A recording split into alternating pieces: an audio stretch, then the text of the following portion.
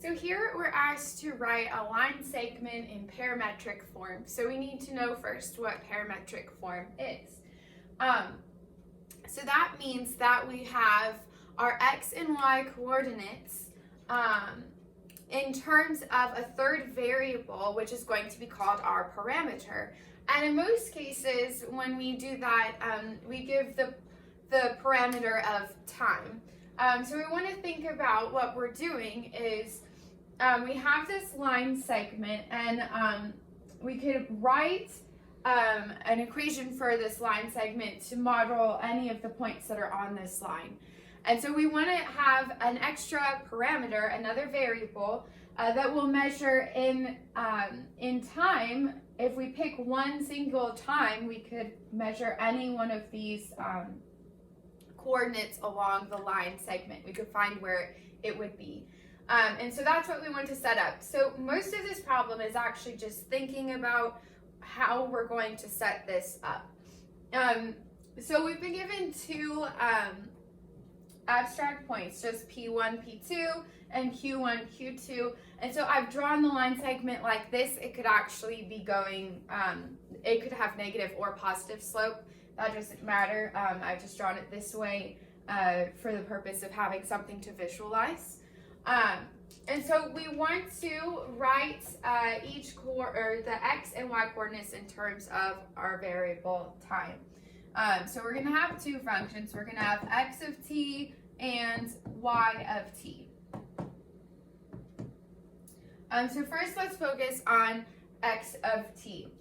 For our variable, I'm going to put a restriction on it that our variable is between 0 and 1. And that's just going to make this simple in order to keep it on the line segment, because remember, they want us to model the equation of a line segment and not the entire line. So if we don't restrict our parameter variable to certain values, then we're not going to be able to model just the line segment. So in the x direction, our initial x coordinate here is P1.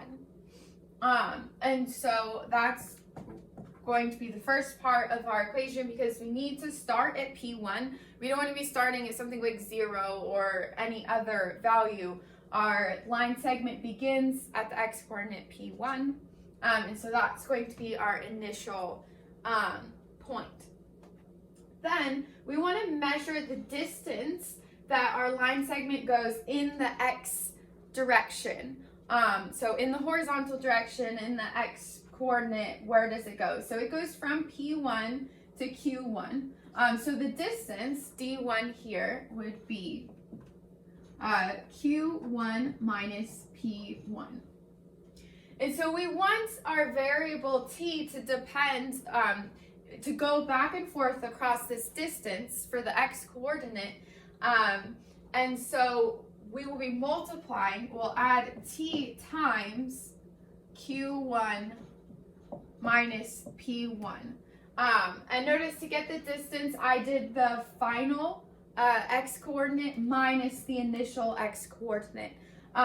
If you pick two actual points as an example, you can see why it has to be the final minus the initial. If not, you get the line going the opposite direction. And so now we can work on our y coordinates. We want to first look at where our initial y coordinate is, and our initial y coordinate is P2. And then our final y coordinate is Q2. So we need our line segment to begin at P2 in the y direction.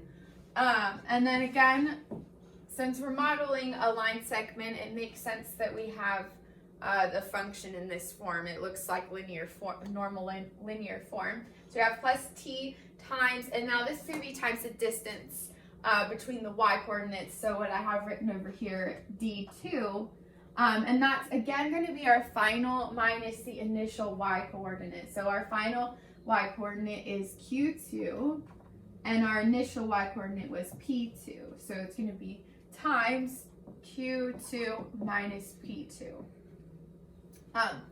And now we're done. This is all we were asked to find, was the parametric form of this line segment. And you can test this out by picking any t values between 0 and 1. You will get points only on this line segment. You won't get any points on the line entire beyond those 2 points.